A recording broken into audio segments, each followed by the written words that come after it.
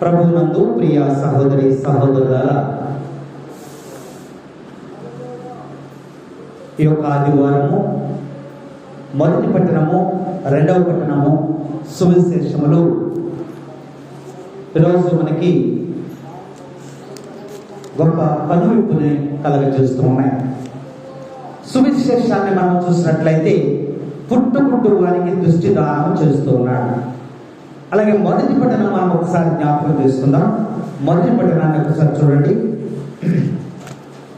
మొదటి పట్టణంలో మనం చూసినట్లయితే దేవుడు ఇక్కడ ఒక వ్యక్తిని ఎన్నిక చేసుకుంటూ ఉన్నాడు. ఎలా ఎన్నిక చేసుకుంటున్నాడో ఆ యొక్క పట్టణంలో మనకి చక్కగా వ్రాయబడి ఉంది. దేవుని యొక్క దృష్టి వేరు, మానవుని యొక్క దృష్టి వేరని ఇక్కడ లేఖనాలు మనకు తెలియజేస్తూ ఉన్నాయి. ఎందుకంటే దేవుడు తన యొక్క ఉద్దేశాన్ని, తన యొక్క ప్రణాళికను నెరవేర్చడానికి తనకు ఇష్టం వచ్చినటువంటి వారిని ఒక సాధనముగా ఎన్నుకుంటాడు. దేవుడు ఒక పని చేయాలనుకున్నప్పుడు ఈ పని ఎవరు చేస్తారు, ఎవరితో చేయించాలి అని దేవుడు ఒక వ్యక్తిని ఎన్నుకొని ఆ వ్యక్తి ద్వారా పనిని నెరవేరుస్తాడని మొదటి పట్టణం మనకి తెలియజేస్తా ఉంది. కాబట్టి ఆయన ఉద్దేశము మనకి ఎప్పుడు కూడా తెలియదు.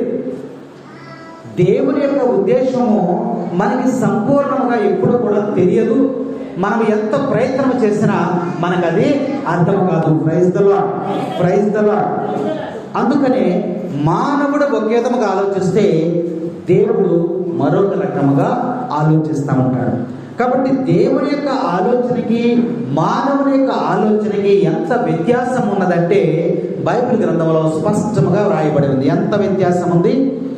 భూమికి ఆకాశానికి ఉన్నంత వ్యత్యాసం ఉందని వాక్యం మనకి తెలియజేస్తా ఉంది. అందుకని ఈ విషయం గురించి పౌలు గారు మనకి చక్కగా తెలియజేస్తూ ఉన్నారు. ఏమంటున్నారంటే మొదటి కొరింథీయులకు రాసిన లేఖ 1వ అధ్యాయము 26వ వచనం, సోదరులారా దేవుడు మేము పిలిచిన నాడు మీరు ఎట్లుంటిరో జ్ఞాపకము చేసుకొనుడి. వివేకవంతులను శక్తిమంతులను సాంఘికముగా ఉన్నత జీవితమును కలవారును. చదువు ఫాస్ట్గా చదువు. వివేకవంతులు సిగ్గుపడుటకై లోకముచే అవివేకులుగా భావించబడేటువంటి వారిని దేవుడు ఎన్నుకుంటాడు. Praise the lord. దేవుడు ఎన్నుకునేటువంటి విధానాన్ని ఈరోజు మన మొదటి పట్టణంలో దేవుడు మనకు తెలియజేస్తున్నాడు. వీడు చాలా తెలివి గలవాడు, వీడు చాలా ధనికుడు, వీడు చాలా గొప్పవాడు, వీడు మంచి అధికారం ఉంది, దేవుడు వీడితో మాట్లాడతాడని మనం అనుకుంటా ఉంటాం. లేదా వీడు ప్రతి ఆదివారం దేవాలయానికి వస్తున్నాడు, వీడు ప్రతి ఆదివారం అర్పణలు ఇస్తున్నాడు, ప్రతిసారి దీక్ష తీసుకుంటున్నాడు, ప్రతిసారి దైవకార్యంలో పాల్గొంటున్నాడు, కాబట్టి వీడు చాలా భక్తుడు, కాబట్టి వీడిని దేవుడు మాట్లాడతాడు, ఎన్నుకుంటాడు అనుకుంటాం. కేవలం మనం బాహ్య దృష్టిని చూసి మాత్రమే, కేవలము మనం బైబిల్ ఇచ్చుకుని వచ్చినంత మాత్రాన దేవుడు మనల్ని ఎన్నిక చేసుకోవడం, కేవలము మనము వేషం వేసుకున్నంత మాత్రాన దేవుడు మనల్ని ఎన్నిక చేసుకోడు, కేవలము మోకరించి ప్రార్థన చేసినంత మాత్రాన దేవుడు మనల్ని ఎన్నిక చేసుకోడని వాక్యం హెచ్చరిక చేస్తాము. దేవుని యొక్క ఎన్నిక ఎలా ఉంటుందంటే వివేకవంతులు సిగ్గుపడినట్లు, జ్ఞానము గలవారు తల దించుకునేటట్లు దేవుని యొక్క ఎన్నిక ఉంటుందని ప్రభు ఈరోజు మొదటి పట్టణం ద్వారా హెచ్చరిక చేస్తున్నాడు. చదువు, మొదటి పట్టణం చదువు. యావే సమూయేలుతో నేను సౌలుని రాజుగా ఉండనీయలేదని ఎంతకాలము నువ్వు ఇట్లా బాధపడతావయ్యా దేవుడు మాట్లాడుతూ ఉన్నాడు. ఎవరితో మాట్లాడుతున్నాడు? సమూయేలుతో మాట్లాడుతున్నాడు. సమూయేలు యొక్క బాధ ఏంటి? సౌలు రాజుగా ఉండలేదు. అయ్యా సౌలు రాజుగా ఉండనియ్యి, సౌలే రాజుగా ఉండాలి, మరి సౌలుని రాజుగా ఉండనియ్యి, ఎందుకు నువ్వు రాజుగా ఉండనివ్వటం లేదు అని సమూయేలు బాధపడుతున్నాడు. కానీ దేవునికి ఇష్టం లేదు. అప్పుడు సౌలుతో సమూయేలుతో దేవుడు అంటున్నాడు, ఏమంటున్నాడు మనుషులు? కొమ్మును తైలముతో నింపుకొని పైనమై పొమ్ము, బెత్లెహేము వాసి అయిన యెషాయి కడకు. సమూయేలు నువ్వు బాధపడబాకు. సౌలు రాజుగా ఉండటం లేదా నువ్వు బాధపడుతున్నావు, నువ్వు బాధపడబాకు. రాజుని నేను నియమిస్తాను. అందుకని నువ్వేం చేస్తావంటే తైలము తీసుకో, ఆ కొమ్ములో పోసుకో, బెత్లెహేము నగరానికి వెళ్ళు. అక్కడ ఎవరున్నారు?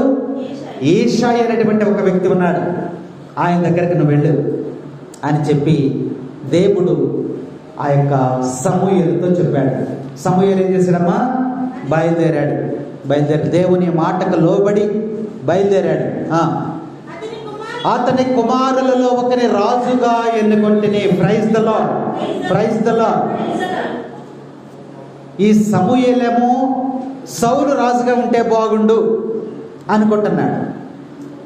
కానీ దేవుని దృష్టిలో ఒక వ్యక్తి ఉన్నాడు, ఆయన రాజుగా చేయాలనుకుంటున్నాడు. కాబట్టి నువ్వు ఎక్కడికి వెళ్ళి యెషాయి కుటుంబం దగ్గరికి వెళ్ళి ఆయన కుమారులు ఉన్నారు. ఎంతమంది? 8 మంది కుమారులు ఉన్నారు. ఆయన 8 మంది కుమారుల్లో ఒక ఆయన్ని రాజుగా ఎన్నుకోవటానికి ప్రణాళిక సిద్ధం చేశాడు దేవుడు. ఇది ఎవరికీ తెలియదు. వెళ్ళిన తర్వాత నువ్వు ఏం చేయాలంటే వారి కుమారులను పిలువు. ఎప్పుడైతే నీ మీదకి ఆత్మ వస్తూ ఉందో, ఆ ఆత్మ వచ్చినప్పుడు నీ దగ్గర ఉన్నటువంటి కొమ్ము తైలముతో వారిని అభిషేకించు, అతనే రాజు అని చెప్పి సమూయేలుకి చెప్పి సమూయేలుని పంపించాడు. ఎక్కడికి? యెషాయి ఇంటికి పంపించాడు. తర్వాత సమూయేలు నేను పోజాలను నీ మాట విన్నచో సౌలు నన్ను చంపివేయను ఆయనను భయపడిపోయాడు సమూయేలు. అంతే కదా? సౌలు ఎవరు? రాజు. రాజు మాటను ధిక్కరించి వెళ్తే మరి రాజు ఊరుకుంటాడా? శిక్షిస్తాడు. పట్టుకుని తీసుకుని వెళ్ళి చెరసాలలో వేయమంటాడు. తన యొక్క భయాన్ని దేవునికి చెప్పాడు. చెప్తే దేవుడు ఏమన్నాడో చూడండి.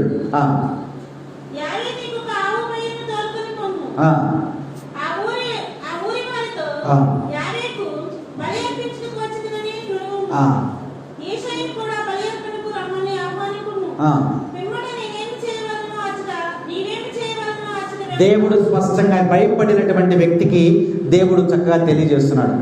రాజు నిన్ను శిక్షిస్తాడని భయపడుతున్నావు కదా, నేను చూసుకుంటాను. అది నువ్వేం చేస్తావంటే ఒక పెయ్య దూడను తీసుకుని ఆ యొక్క యెషాయి ఉన్నటువంటి ఊరిలో బలి అర్పించడానికి, దేవునికి బలి అర్పించడానికి వచ్చానని నువ్వు చెప్పు. ఎవరన్నా అడిగితే నువ్వు ఎందుకు వచ్చావు మా ఊరు అని అడిగితే, అయ్యా నేను దేవాలయంలో బలి అర్పించడానికి వచ్చాను.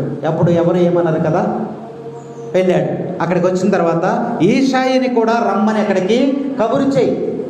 అప్పుడు యెషాయి కూడా అక్కడికి వస్తాడు. వచ్చిన తర్వాత అప్పుడు నువ్వేం చేయాలో నేను చెప్తా, నువ్వు భయపడవద్దు, కొమ్ము తైలాన్ని తీసుకుని నువ్వు బయలుదేరని దేవుడు ఆ యొక్క సమూయేలుకి అభయం ఇచ్చాడు. అభయం ఇచ్చిన తర్వాత సమూయేలు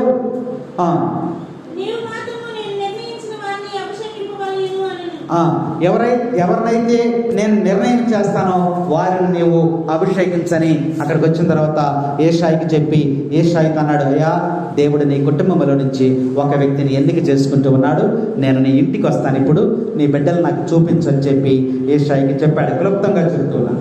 కాబట్టి యెషాయి దగ్గరికి వెళ్ళాడు, ఇంటికి వెళ్ళిన తర్వాత ఎప్పుడైతే ఈ వార్త విన్నాడో, నా కుటుంబంలో నుంచి ఒక వ్యక్తిని దేవుడు రాజుగా ఎన్నిక చేసుకున్నాడు అని విన్నాడు, చాలా సంతోషం వేసింది. అంతే కదా, మన కుటుంబంలో నుంచి ఒక వ్యక్తిని నేను ఎన్నుకుంటున్నానని ఉద్యోగానికో లేదా ఇంకో పదవికో దేనికో ఎన్నుకుంటున్నప్పుడు మన కుటుంబ సభ్యులందరూ ఎంతో ఆనందపడిపోతాం. కాబట్టి ఆ ఆనందంలో ఏమనుకుంటామంటే, 8 మంది కుమారులు ఉన్నారు కదా, ఇందులో మరి నా కుమారుడిని వీడిని ఎన్నుకుంటాడులే, దేవుడు వీడినే ఎన్నుకుంటాడు, మనకు ఒక ఆలోచన వచ్చేస్తుంది. ఆ ఇంటికి వెళ్ళిన తర్వాత ఆ యొక్క దావీదు గారు ఇంటికి వెళ్ళిన తర్వాత సమూయేలు, ఏషాయి నీకెంతమంది పిల్లలు, నీ మొదటి కొడుకుని పంపించమన్నాడు. పెద్ద కుమారుని పంపించాడు. దేవుడు రాజుగా ఈయన్నే ఎందుకు చేసుకుంటాడు? ఈ పెద్ద కొడుకు ఎలాంటి వాడు అంటే ఎలియాబు ఇతని పేరు. పెద్ద కుమారుడి పేరేంటి? ఎలియాబుని తీసుకుని వచ్చాడు. తీసుకుని వస్తే సమూయేలు ముందు నిలబడ్డాడు. నిలబడిన తర్వాత అతని రూపమును అతని ఎత్తును చూచి భ్రమపడి ప్రభు ఎన్నుకున్నవాడు ఎత్తడే అనుకున్నాడు. పెద్ద కొడుకు చాలా ఎత్తున్నాడు, అందగాడు, బలశాలి, తొలి సంతానం, తెలివి గలవాడు. కాబట్టి దేవుడు ఇతన్నే ఎన్నుకున్నాడు నా కుమారుని అని చెప్పి ఈషాయి చాలా ఆనందంలో సంబరంలో ఉన్నాడు. కానీ దావీదు సమూయేలు అక్కడికి వచ్చిన తర్వాత ఆత్మ దిగి రాలేదు ఆయన మీదకి. చాలాసేపు వేచి ఉన్నాడు, ఆత్మ దిగిరాల. అప్పుడు సమూయేలు అంటున్నాడు ఈషాయితో, అయ్యా నీకు ఇంకా కుమారులు ఉన్నారా అన్నాడు. ఉన్నారయ్యా అన్నాడు. సరే, రెండవ తర్వాత కుమారుని రమ్మన్నాడు. ఈయన పక్కకి వెళ్ళిపోయాడు. రెండవ కుమారుడు వచ్చాడు, ఎన్నిక చేసుకోవాలా. మూడవ కుమారుడు వచ్చాడు, ఎన్నిక చేసుకోవాలా. నాలుగవ కుమారుడు వచ్చాడు, ఎన్నిక చేసుకోవాలా. ఐదవ కుమారుడు వచ్చాడు, ఎన్నిక చేసుకోవాలా. ఆరో కుమారుడు వచ్చాడు, ఎన్నిక చేసుకోవాలా. ఏడవ కుమారుడు వచ్చాడు, ఎన్నిక చేసుకోవాలా. ఏషాయికి నీరసం వచ్చేసింది. ఇదేంటయ్యా, నాకున్న బిడ్డల్లో నా కుటుంబంలో నువ్వు ఎన్నిక చేసుకుంటానన్నావు, కాబట్టి 7 కుమారులు వచ్చారు కదా, ఎవరిని ఎన్నిక చేసుకోలేదు అని చెప్పి బాధపడుతున్నాడు, దుఃఖిస్తూ ఉన్నాడు. అప్పుడు సమూయేలు అంటున్నాడు, అయ్యా నీకు ఇంకెవరైనా బిడ్డలు ఉన్నారా? ఒకడున్నాడయ్యా, కడగొట్టువాడు అంటే చివరివాడు ఒకడున్నాడు, 8వ సంతానం ఒకడున్నాడయ్యా. అయ్యా ఆయన మీకు పనికిరాడయ్యా, ఆయన మీకు పనికిరాడు. ఎందుకనంటే ఆడు పొట్టివాడు, వాడు నల్లగా ఉంటాడు, వాడికి చదువు సందులు లేవు, వాడికి తెలివి లేదు, వాడికి జ్ఞానము లేదు, చూడటానికి కూడా బాగుండడు. కాబట్టి వాడు పొలముల గొర్రెలు కాసుకుంటూ జీవనం కొనసాగిస్తాడయ్యా, ఆయన మీకు పనికిరాడు అన్నాడు. అంటే చిన్న చూపు చూశాడు. దేన్ని చూశాడు?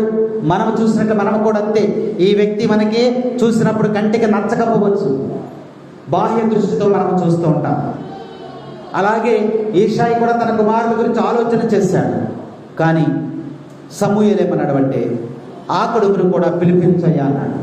ఆ కొడుకుని కూడా పిలిపించయ్యా అన్నాడు. పిలిపించినప్పుడు అయ్యా ఆయన పనికిరాడని చెప్తున్నాను కదా, ఆయన దేనికి పనికిరాడయ్యా. సరే, పనికి రాకపోతే పనికి రాపోయాడు, ఒకసారి పిలిపించన్నాడు. వెంటనే కబురు చేశాడు. కబురు చేసినప్పుడు దావీదు అక్కడ గొర్రెలు కాసుకుంటూ ఉన్నాడు. కాసుకుని ఆయన వస్తూ ఉన్నాడు. వచ్చి ఇంటికి వచ్చాడు.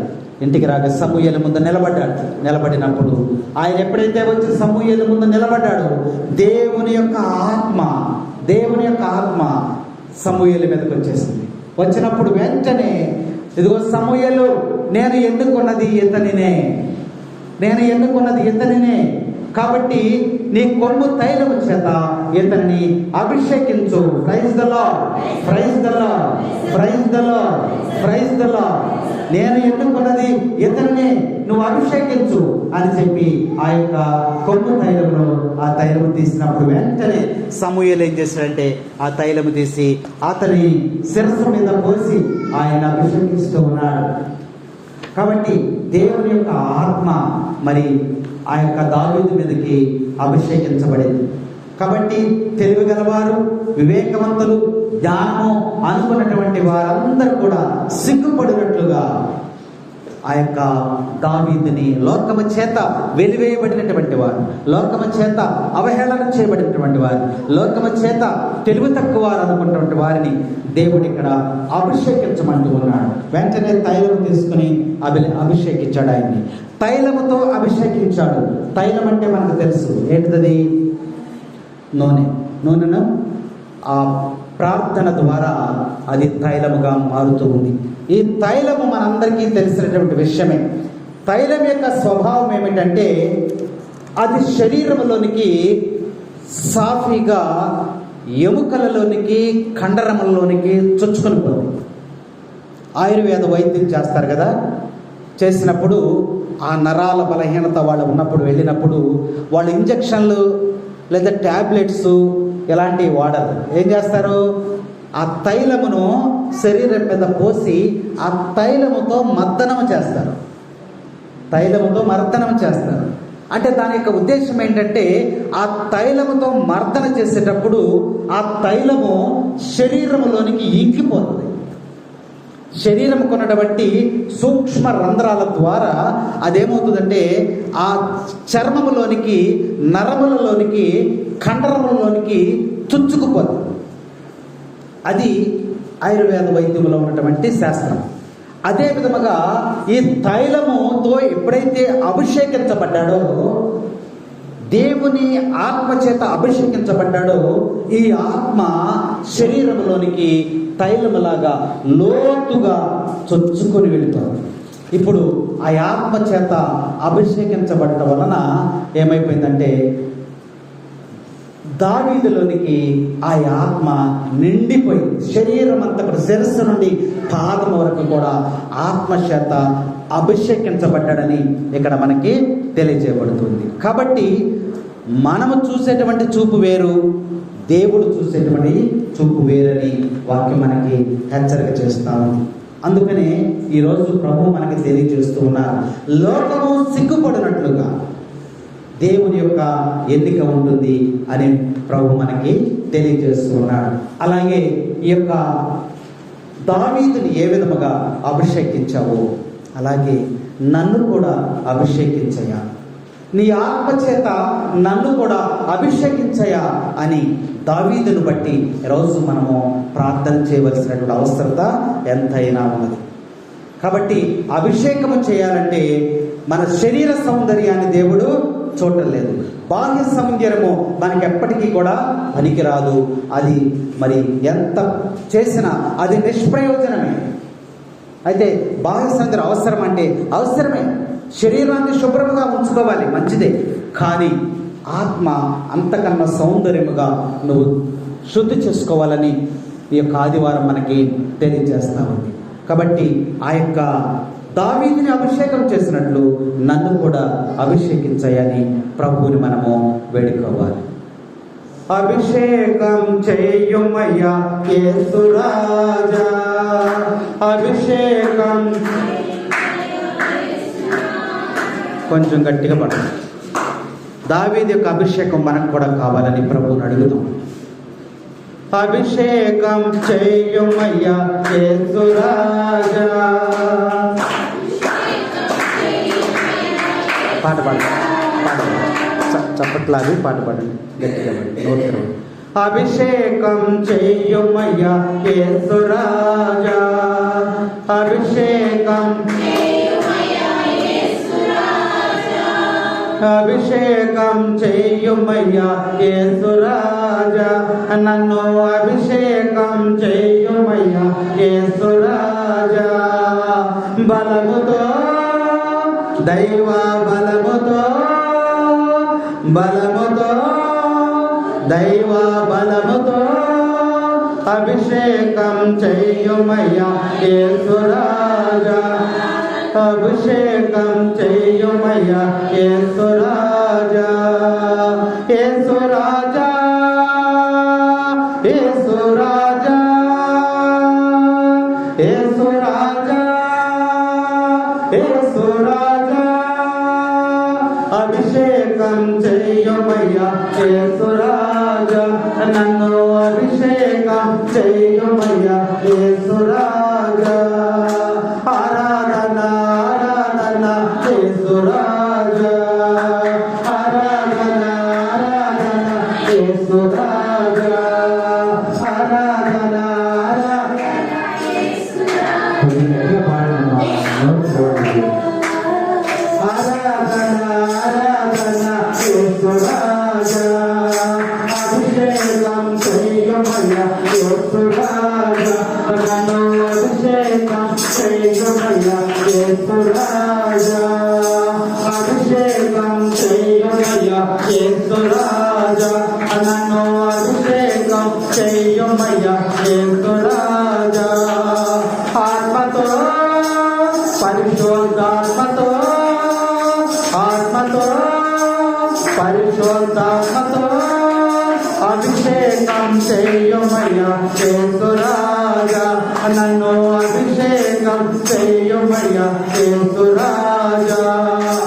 యేసు రాజా, యేసు రాజా, యేసు రాజా, యేసు రాజా, అభిషేకం చేయుమయ్యా యేసు రాజా, నన్ను అభిషేకం చేయుమయ్యా యేసు రాజా, అభిషేకం చేయుమయ్యా యేసు రాజా, నన్ను అభిషేకం చేయుమయ్యా యేసు రాజా. శక్తితో దైవ శక్తితో, శక్తితో దైవ శక్తితో అభిషేకం చేయుమయ్యా యేసు రాజా, నన్ను అభిషేకం చేయుమయ్యా యేసు రాజా, అభిషేకం చేయుమయ్యా యేసు రాజా, నన్ను అభిషేకం చేయుమయ్యా యేసు రాజా. దావీదుని అభిషేకించింది కొమ్ము తైలముతో, దేవుని ఆత్మ దిగివచ్చి అభిషేకించింది. అలాంటి అభిషేకము దేవుడు మనకి జ్ఞాన స్నానం వల్లనే ఇచ్చి ఉన్నాడు. ఆత్మచేత నీవు అభిషేకించబడ్డావు కాబట్టి దేవుడు జ్ఞాన స్నానములో మనల్ని అభిషేకించిన జ్ఞాపకం చేసుకొని మనము ప్రభువుని స్తుతించడానికి, గణపరచడానికి, ఆరాధించడానికి ప్రయాసపడాలని, ఆత్మ సౌందర్యాన్ని మనం కలిగి ఉండాలని, ఆత్మశుద్ధి మనం కలిగి ఉండాలని, అప్పుడు దేవుని యొక్క ఎన్నిక, దేవుని యొక్క ఆత్మ మన మీద మరి ప్రసరింపచేస్తాడని దావీదు గారి ద్వారా దేవుడు మనకి తెలియజేస్తాడు.